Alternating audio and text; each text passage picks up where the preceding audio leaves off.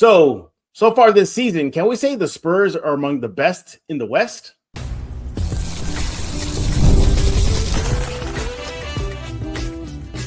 You are Locked On Spurs, your daily San Antonio Spurs podcast, part of the Locked On Podcast Network.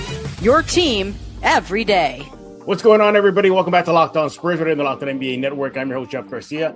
You know where I write at? Ken's 5 San Antonio. I'm the Spurs beat writer there, and we are glad to have y'all back for another episode right here of the number one sports podcast network, the Locked On Podcast Network, out here in this great nation here. All right, so thank y'all for doing that, and continue to subscribe wherever you get your favorite podcasts: iTunes, Spotify, Ken's 5 Plus app, YouTube. You know what to do. Do that right now. What is that, everybody? Be coming over there and subscribe. Need you to subscribe. Hey, so what are we talking about today? We're going to be looking at the Spurs so far this season, right? So at least to this point of the season, how do they fare among the West? Are they among the best? Maybe just outside the best? Yeah, we're going to evaluate that. We're going to look at some of the reasons maybe why they're not. I think there's a lot of reasons why they are. So we're going to get into that and then preview tonight's game, Spurs, Wizards, back home for one game. That's it. Then they're going to go back on the road again. So if you got tickets or if you don't got tickets, now's your chance to get it because they're going to be gone for a while. Let's going to bring in our guest. He is back, everybody. He is Mike Jimenez, formerly with San Antonio Sports Star. Be sure to follow him on X at MJ Acquired Taste. Jimenez, welcome back, man. I bet you're upset that you didn't get to wear a NBA Cup title, Spurs shirts, right? And, baseball cap, all that good stuff, right? Little disappointed, man. Little disappointed, but so proud of the team, man. So proud for making it to the Emirates Cup final. I can't complain. I know we were 10 minutes away from winning that game. We were. But I can't complain. Yeah. Overall, everybody, you can't complain. Like Jimenez mentioned to me before we recorded this show, that whole game, that entire win-loss, all that good stuff, stats, don't count for anything, really. It doesn't. Fortunately for Dylan Harper, right, Jimenez? Yeah, I was telling you, Dylan Harper went 5 for 7 from 3. He would have gone from a 27% three-point shooter to 34% overnight. But those stats don't exist. 27% bad three-point shooter, 34 respectable. Yeah, but it didn't exist. The game that didn't matter. Yeah, it was just basically an exhibition game. That's all it really was. That's all it was. All right. Well, Jimenez, the cup is over. Back to, I guess, everyday life now, regular season in the NBA. And so far, the Spurs are 18-7. It's a respectable record. They went 9-3 without Wemby when he was out with injury. They also won some games without Stephon Castle in that time frame too. So after the Cup appearance, their road to the Cup, and just their season overall, there's been a lot of people out there saying, "Whoa, hold on here, hold on. Who are these young guys in San Antonio? What's going on here? They are now on the radar. They're on the map." Begs the question, Jimenez. Where do the Spurs stack among the West? Where do you got them? Well, one of the 5 best, because if you take a look at the standings, there are 5 teams that are separating from the pack when it comes to it all. It all starts off with Oklahoma City with 2 losses, but then you have Denver, the Lakers, the Spurs, and the Rockets. All 5 of those teams separating themselves from the rest because everybody else is basically in the 500 range, except for Minnesota. But I don't think Minnesota has what it takes to be a top 5 team. So if you're going to ask the question, are the Spurs one of the best teams in the NBA? It's obvious they're one of the 8 best teams in the entire NBA because they're one of the 4 or 5 best teams in the Western Conference. It's what a dramatic turnaround. After 6 years of just losing season, tank seasons, and all of that, the Spurs have turned things around, and they turned it around when Wemby went down with that strained calf. And the blessing in disguise that was to show that they could win without him, that they don't need to have Wemby become Giannis. They don't need Wemby to become Jokic or LeBron James of the prime. He doesn't need to do everything to carry this team to victory. All he needs to do is become a very important part of this team, and everyone else can play their roles as a group effort as opposed to being carried by one player. That's what this injury proved by going 9-3. Dylan Harper ahead of schedule. He was NBA ready from day one, and I told you that on Locked On Spurs back in the day. You did. I was like, Dylan Harper's the truth, man.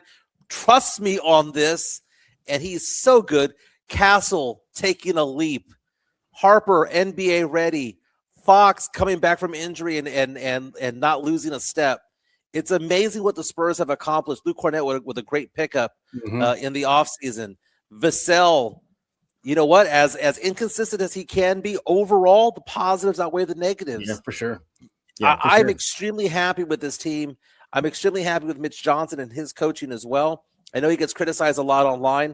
Mm-hmm. Hey, he's 18-7. I mean, scoreboard. Mm-hmm. And it's exciting times for Spurs fans. It really is, yeah. And what you're hitting on right now, just how deep this team is. I think they are among the deepest, maybe the second deepest. You can make an argument for the first deepest in the NBA behind the Thunder. I mean, this team can really, really trot out wave after wave of just different lineups that will just cause defenses headaches as the season moves on, as we've seen so far through the 18-7 record. Another reason why I think the Spurs put a stamp on that and say, yeah, we stack among the best in the West is just simply just what happened in the Cup, their road to the Cup. They went into Denver without Castle and Wemby to face Joker and Denver and the Nuggets, and they beat them. They beat the Lakers with LeBron, Reeves, and Luka on the court in their gym. They beat them. Then they take down the mighty Thunder, the seemingly invincible Thunder. They beat them. And I think that was just one of the best games, best wins they've had this season as far as confidence building and whatnot. Another reason why I think they're also one of the best teams in the West right now is that you cannot sleep on this team anymore, Jimenez. You can't. You cannot look. If you're in an opposing team, you can't look at the calendar and be, oh, I got the Spurs next. We're good. Yeah, nice little win right there. You can't do that anymore.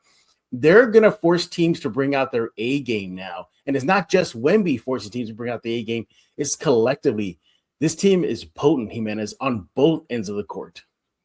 Most definitely. And I think the talking heads on ESPN and FS1 are coming to the realization that the idea that Fox could not play with his team with Harper and Castle, that it was too many guards, was just not a good argument at all. I'm glad that you and I agreed with the fact that you could have Fox on this team with Harper and Castle, that there was enough ball to go around when it comes to it all.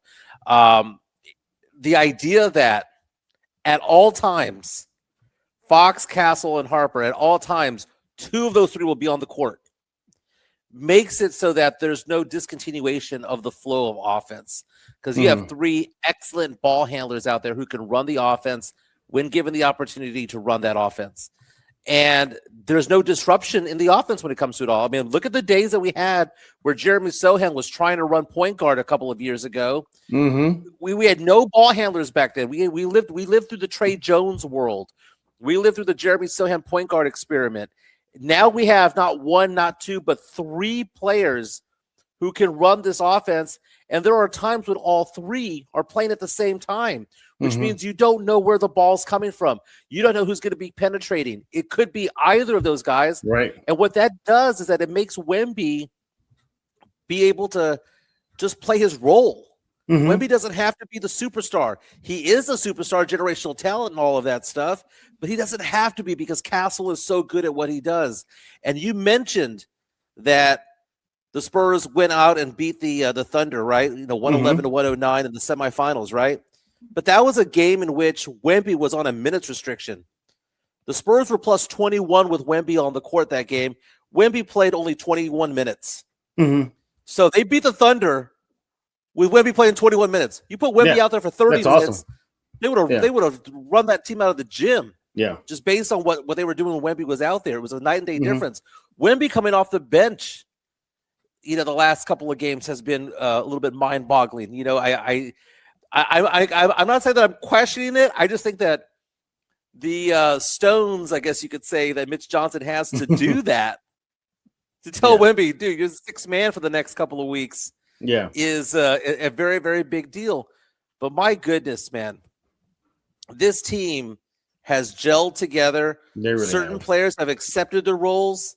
Certain players, Harrison Barnes knows what he's doing. I know he struggled in the Cup final. I know Champagny did as well, shooting the three. Right. But they're accepting the roles. Vassell's accepting his role.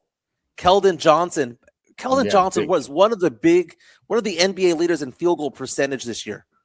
He is a monster as a second unit guy. He is our Vinnie Johnson from the 80s and 90s. Oh, for sure. He is our microwave. And I know that as a Spurs fan myself, a diehard Spurs fan, I know I've ruffled feathers and pissed people off. But, man, I have nothing bad to say about this team this year. Yeah. Not one thing bad. Yeah. There are a few. There are a few now. We'll get to the bit of why maybe the Spurs aren't among the best in the West. Very small, but we're going to try to balance it out here. But you're right. The pros outweigh the cons when it comes to this Spurs team at this point of the season. Let's not forget there's still a lot of basketball to play. It feels like the season's over because the way they hyped up the cup, it felt like the finals. That's what it felt like to me. But there's still a lot of basketball to play. Trade deadline ahead that could shake up things in the West if certain teams make a move here and there. But you know what? All in all, solid team. They're proving that they have the depth, they have that star player, and they got not just surrounding complementary pieces. They have, I can't think of a better word than complementary, because these are like super subs, super complementary people. Castle, Fox, Harper, Kornet. I mean, they're just loaded. They're loaded. But are there reasons why this team is not among the best in the West? Let's talk about that coming up next, right here on Locked On Spurs.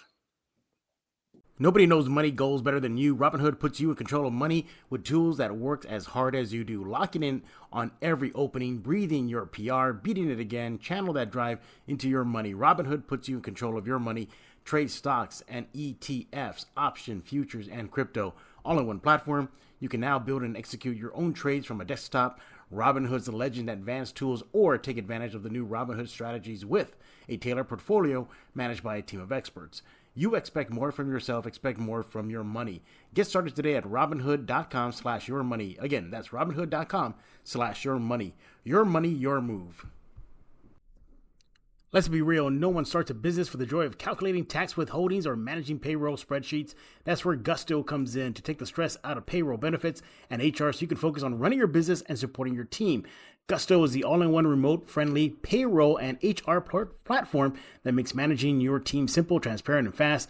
Whether you're hiring, onboarding, or paying employees, Gusto helps you do it all from one place without the hassle or hidden fees. Unlimited payrolls for one monthly price, which means no surprise charges at the end of the month. Gusto's automated tools like offer letters, onboarding materials, and direct deposits save you hours every week. And knowing you can be reached certified HR experts at any time gives you real peace of mind. Yeah, you can reach them ASAP. Try Gusto today at gusto.com/LockedOnNBA and get 3 months free when you run your first payroll. That's right, 3 months of free payroll at gusto.com/LockedOnNBA. One more time, that's gusto.com/LockedOnNBA. Thank you for making Locked On Spurs your first listen of the day, and thank you for making Locked On the #1 sports podcast network. You already live your team every day. Now take it up a level and go ad-free. Join the Everydayer Club today and get Locked On Spurs with no interruptions, members only, Discord access, and so much more, all for just $5 a month or $50 a year. Check the link in the show notes to learn more.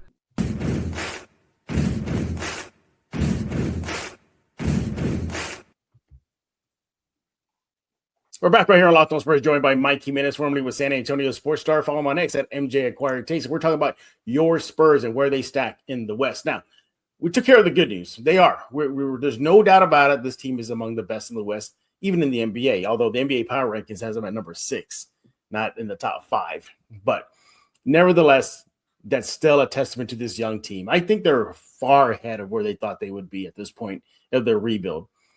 I thought Jimenez, they were not going to get like this until maybe next year. So maybe next year's the year they're going to turn the corner and away we go. But here they are. They're on pace to break projections. I have them at high 40s, mid 40 win total. I think they're going to get into the 50s at this point. There's just so many good things about this team and why they're a best in the West, among the best. But are there reasons why they're not? And there are a few. One is you still see the growing pains. You still see what happened in the Cup Finals, a complete collapse in the fourth period where they couldn't buy a bucket. They shot 25% from the field in the fourth period alone. They let the Knicks out offensive rebound them for the whole game. And there was a lot of hustle plays, effort plays that New York had more than the Spurs. Winning basketball, top teams do the energy, do the hustle. They dive on the floor. You didn't really see that too much of that when it came to crunch time in that fourth period.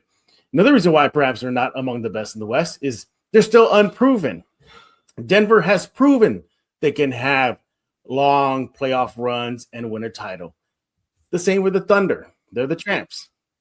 you go to Houston, you go to the Lakers, they have battle tested guys in there. LeBron James takes the cake. How many finals he been to? So could there be an argument that they're not among the best in the West because they're not proven yet? What do you think about that? Well, you mentioned the win total changing from mid 40s because I think mid-40s. Vegas had it at 46, right? They did.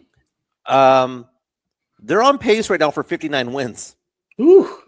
That is crazy. That's what they're on pace on. And when I checked FanDuel a couple of days ago, the over-under is 51 right now for the Spurs. Nice. 50.5 to 51. So which team are they? Are they the 51 team or the 59 team? Because if they're a 51 team, that means they'll be a 4 or 5 seed. They'll probably win a first-round series and then be bounced by OKC in the second round. Mm-hmm. If they're a 59-win team, then that means they're a 2 or 3 seed in the Western Conference, and then, oh my God, just hold serve at home. Exactly. I think what we're looking at here when it comes to this team, if you want to say a reason why they're not an elite team, is because there's nobody on this roster other than Luke Kornet that I know of that's made a run in the playoffs. No. Even Stephon, I think that guy has made a run in the playoffs. Harrison Barnes. Yeah. De'Aaron Fox. De'Aaron Fox is an all-star. Former all-star, has never made a big run in the playoffs. Yeah. Keldon has never been in a playoff game. Devin Vassell has never been in a playoff game. And they've been on this team for, 6-7 seasons? 6-7 years, yeah. So there isn't that experience. That's why the Cup experience was so important. Because there was money on the line, literally. And because this was nationally televised. It was the only game on. This wasn't it. These weren't games where there was 12 other games going on all around the NBA. You could go on to the FanDuel site and pick a game. This was prime time exposure. Yeah, it was on Amazon, but it was prime time exposure. It was. All eyes on you, and they made their way through the quarterfinals.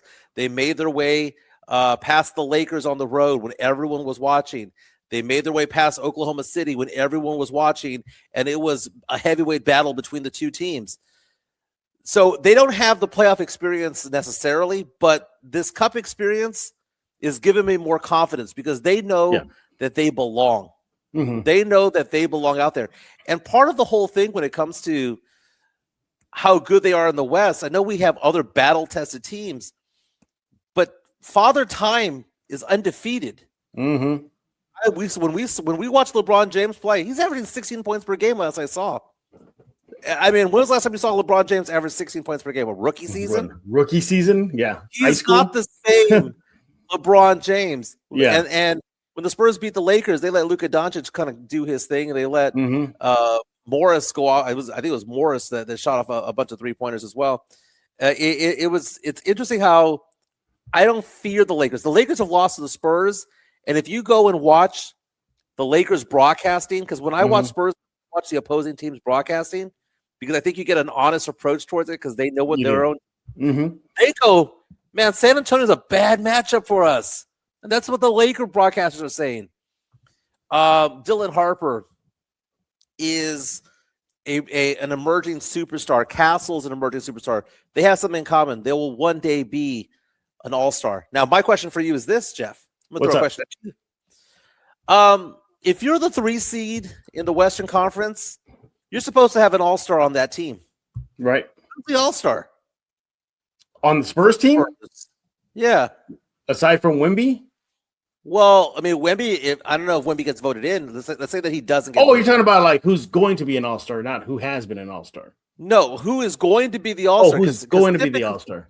Okay. Because I know there's the voting, and maybe Wemby's popular enough to get that vote, right? But let's assume that he doesn't. And the coaches and whatnot have to make the recommendations for the backups for the reserves. And I know it's international versus domestic, all that stuff.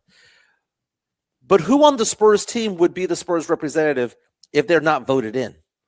If they're not voted you can't have a 3 seed without an all-star. It just doesn't happen. Then the only shot is as of now is Wemby, but he'll have to play up until the all-star break. None of this extended period of time out of the way that could hurt him. But Wemby for sure.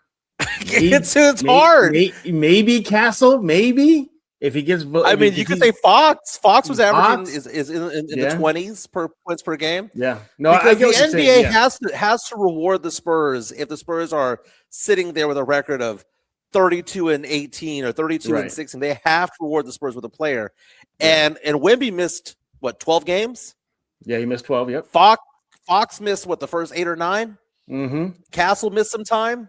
I mean, it's very fascinating to me how this is all developing, which shows that the Spurs truly are becoming a team. Mm-hmm. And this is reminiscent. They're trying to say like, oh, is it like Oklahoma City? This reminds me a lot of the Boston Celtics run of recent years. I mean, you have Tatum and Brown. You have the two-headed monster there, but then you had the guys down low. You have the defensive players like Derek White and whatnot. Right. I think the Spurs are more that avenue than they are the avenue of Oklahoma City. Right. No, I hear you. And obviously the Spurs, they're on that OKC path, and they're going to collide a lot more times than just in a cup game in the future, maybe the short-term future. Mm-hmm. But circling back to the topic here for this segment is, are there any other reasons why there should not be considered among the best in the West? And it's slim. And well, there's that too. No, that's a good point. An untested rookie head coach. He's getting his feet wet right now, but we'll see what happens. More than likely, this team's going to be in the playoffs. It's going to happen. All right, everybody? And we'll see how Mitch Johnson deals with that. But until then, as of now, you can say, okay, well, that's a reason why we shouldn't throw him in the team, the best of the West yet, because they have an unproven head coach. All in all, though, if you look at reasons why you can't put them in the best of the West, is because it just goes down to something that they just need. They just need some time together. That's it. They need time. They got to go through the wars. They got to go through the battles. They got to go the ups. They got to go through the downs. They went through a down just a couple days ago in Las Vegas, but they're having a lot of ups. There's a lot more upside to this team than downside. So injury-free, try to minimize the knucklehead moments as we saw in versus the Knicks in the Cup Finals. I think they'll be okay. I think they're going to be okay. And ultimately, at the end of the day, I have them finishing no less than 4. I think they're going to get at least a 4 spot this playoffs. What do you think? Yeah, I think 4 sounds about right. You know, you look at the standings, you look at them every day, and you think to yourself, my God, this team doesn't move up or down, because Oklahoma City had won 9 out of 10 games, and everybody else, Denver, the Lakers, Spurs, Rockets, had all won 7 out of 10. So it's like there's no movement. Mm-hmm. Those 5 are just bunched together, and 2 through 5 are typically separated by less than 2 games. It's a fascinating season for the Spurs. I mentioned Mitch Johnson's name as a reason why the Spurs wouldn't advance very far. That's not because I'm against Mitch Johnson. I'm a big fan, and I think that I've advocated for several years on Locked On Spurs to have a youth movement at the on the bench, and Mitch Johnson's is that youth movement, along with the people that he brought in, Corliss Williamson and all those guys. But he's going to be outclassed coaching-wise from time to time. We saw that with Steve Kerr came by and beat up on the Spurs twice. The Warriors did a couple of times. And part of that was coaching. And part of it is trying to figure out, how do you get under the skin of the officials to make things go your way, the way a JJ Redick does, the way a Steve Kerr does. In the Cup final, there was that 5-point swing where, Mitch got a technical foul, and it was a 5-point swing ultimately. And it's like, was that the right thing to do at that time? You're right. Little things like that. But at the same time, I'm not so against a lot of the lineups that people on Spurs Twitter go after him about lineups. I'm not that mad at him about the lineups. I think what we're going to see over the next couple of months is a consolidation of the lineup. I know we're a deep team, but we're not going to be 12 deep like we were a month ago. We're now like 9 deep, and eventually it's going to become 8 deep. And we see certain players that are, now that people are coming back from injury, they're no longer on the court. Jeremy Sohan being one of them. Someone brought up the point to me the other day. Is it possible that Jeremy Sohan is being seated or benched because they don't want to get him hurt so that he has some trade value come February? Well, it could have gone the other way too. You got to put him out there for other teams to showcase him, to go watch him. But no, I get it. But I think his days are numbered. That's for a whole other show down the road here on Locked On Spurs. But look, ultimately, when you put it in the weight scale here, it tips more pros than cons, while the Spurs belong among the best in the West, and they definitely do. They stack right up there in the West with the big boys. He is Mike Jimenez, formerly with San Antonio Sports Star. Make sure to follow him on X at MJ Acquired Taste. Follow me on X at Jeff G Spurs. When we get back, Spurs got a game again. Yeah, back to normal life in the NBA. Regular season game against the Wizards. Let's preview that coming up next right here on Locked On Spurs. Ever feel like your money just disappears each month? It happens. A few subscriptions here, an impulse buy there, and suddenly the numbers in your bank account don't match the numbers in your head. Rocket Money helps you get clarity, track every dollar, stay in control of your finances. Because managing your money shouldn't feel like a second job. Rocket Money does the heavy lifting for you so you can save more and stress less. Rocket Money finds subscriptions you forgot you were paying for and helps you clean them up quickly. Seeing all your spending on one dashboard makes it easy to understand where your money is going. You'll like how Rocket Money automatically builds a budget based on past spending. It keeps you on track without overthinking. Having the app finds good times to save each month. Keep you consistent with your financial goals. Take control of your finances and cancel your unwanted subscriptions at Rocket Money. Go to rocketmoney.com/LockedOnNBA today. That's rocketmoney.com/LockedOn. rocketmoney.com/LockedOn.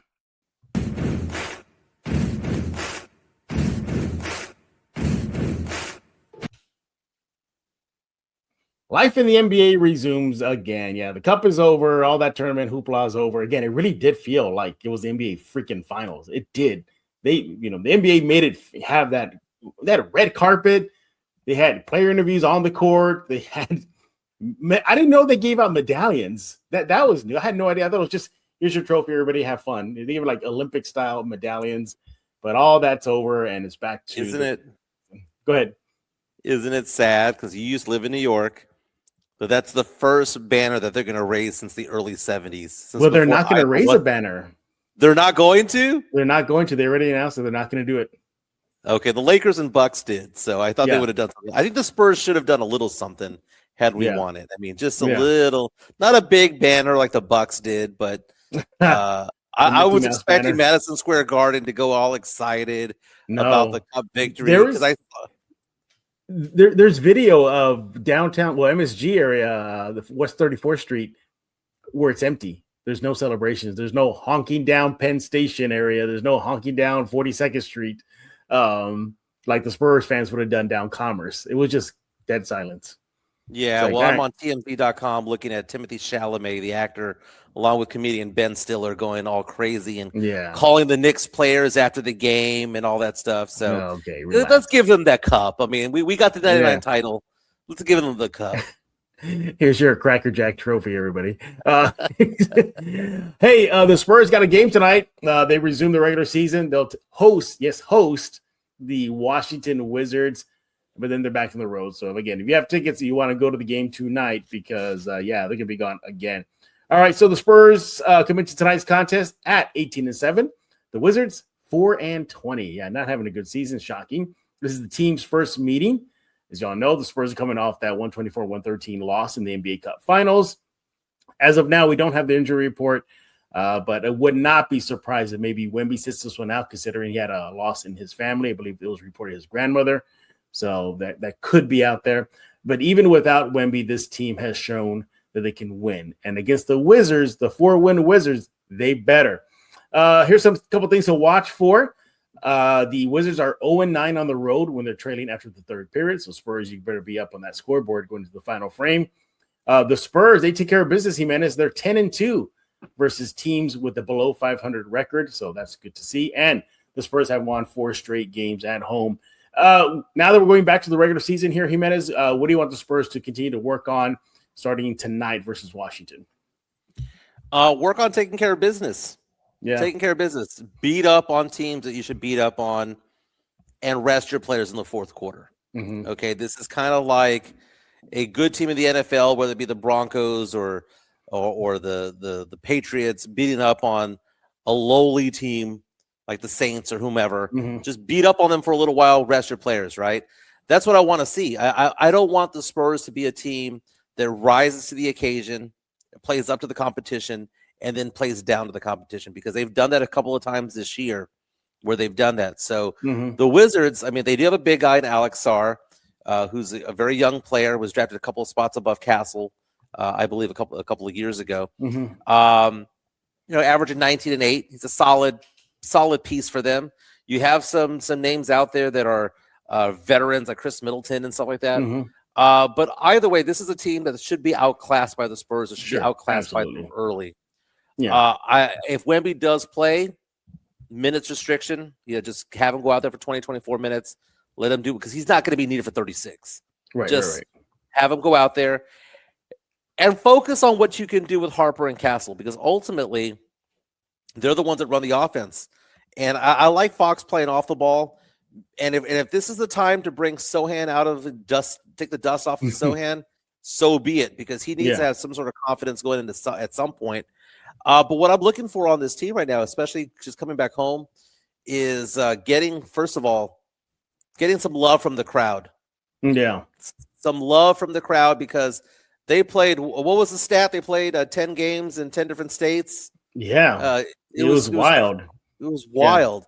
I think they were literally in San Antonio for less than 48 hours the last time they were here. Something like wild. It was like 30 hours. That was it. They were saying, then they left again. They're not going to know where anything's at in the city because they just haven't been around. They're probably just going to leave all their stuff in the planes, and just because they got to fly out as soon as the game's over. By the way, also you want to send a message to Washington because they play them again like soon thereafter tonight. Like it's like right the next game or two. So they play Atlanta, then they play Washington again, and then they play the Wizards again on the road. So yeah, I think the Spurs should take advantage of the lowly Wizards. They should exercise their power, that depth, and get the win number 19. Because then after that, it's going to get a little hairy. You mentioned the Hawks are going to be ahead scheduled. They're going to have that rematch with the Knicks soon. They're going to have a rematch with the Thunder soon in Oklahoma City. So pick up these easy wins as you can. Jimenez, I got the Spurs winning tonight. What about you? Oh yeah, I got the Spurs winning by at least 15. Yeah, I mean, they should roll them. And by the way, you mentioned the Knicks. That's on New Year's Eve at the Frost Bank Center. So a little fireworks before the fireworks. I see. That's gonna be an early start. It's gonna be a 6 p.m. tip-off. 6 p.m. tip-off. Be out of there by 8:30, 8:45. Then go to the nearest Mr. W or Alamo fireworks and get what you need. Are you a fireworks guy, Jeff? I am. But you know what? I tried to get tickets to the Tower of America's New Year's Eve party experience. I think it was already sold out. Like it was sold out. I tried it for like 2 weeks ago, and it was already done, sold out. Wow. Yeah, that's crazy. I was like, good Lord. So I think I'm going to end up going to that Knicks game as just a Spurs fan, not a media guy. So then I can take off and just have fun. All right, meet you at the Esquire afterwards, man. Let's make this happen. Might be in that area. Yes, I think we might be in that area. Hey, one more thing about the Wizards game tonight. I got it right here. Here we go. The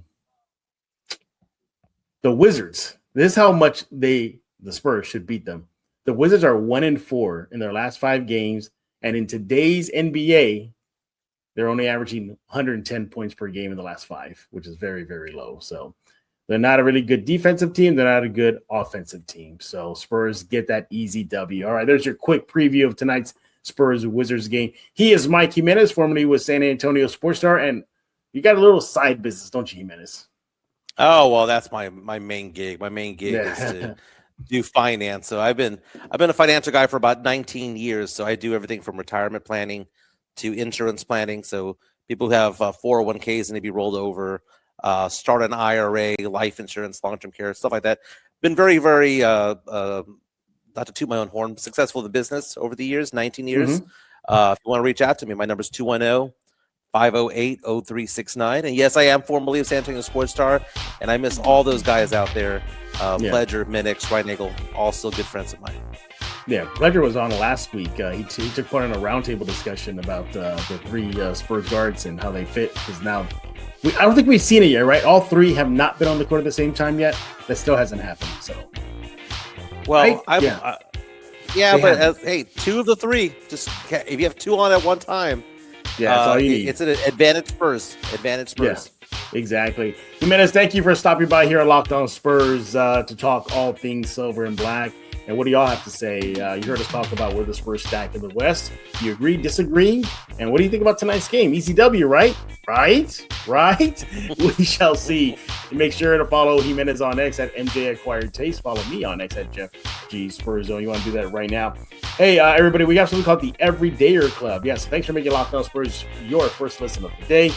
And thanks for making Locked On, that sports podcast network that we're on, #1 in the nation.